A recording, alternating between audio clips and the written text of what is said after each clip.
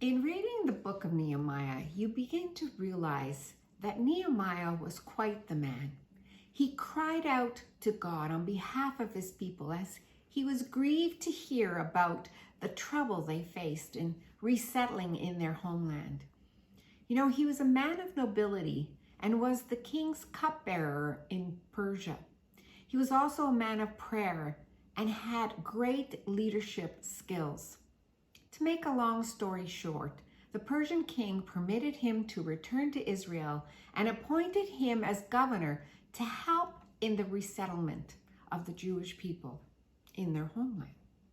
But Nehemiah faced great opposition when he went back. His enemies spread lies about him. They tried to intimidate him. They hired others to prophesy lies about him. But Nehemiah was steadfast in his faith and in God, determined and persistent in completing the task he was called to do. In chapter 4 of the book of Nehemiah, he placed people in certain spots along the wall that they were building around Jerusalem. They had swords, spears, and bows in their hands.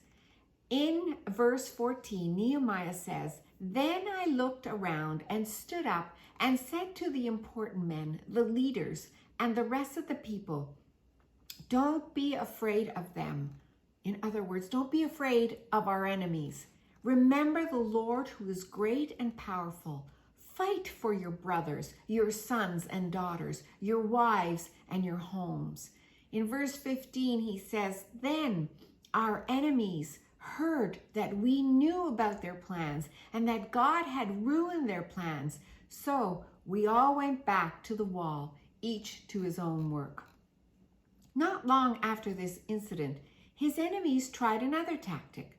In chapter 6 and verse 9, it says, "Our enemies were trying to scare us, thinking they will get too weak to work, then the wall will not be finished. But I prayed, 'God, make me strong.'" Nehemiah knew how to pray. He knew he could not face this daunting task without prayer. Despite much opposition, despite the scare tactics and the bullying, Nehemiah stayed focused and fulfilled God's purposes. In verses 15 and 16 of chapter 6, Nehemiah writes, "It took 52 days to rebuild the wall. When our enemies heard about it and all the nations around us saw it, they were ashamed. They then understood that the work had been done with the help of our God." Wow. Mission accomplished in 52 days. In life, people will try to frighten you and instill fear in your heart as to the plans God has for your life. That is why it's so important that you know what God has for you. You must know the plans He has for your life, or you will be influenced by others and thereby fail in the mission that God has for you to complete. It is so important to stay focused and not allow anyone or anything to cause you to stray from the course, the plan that has been revealed to you.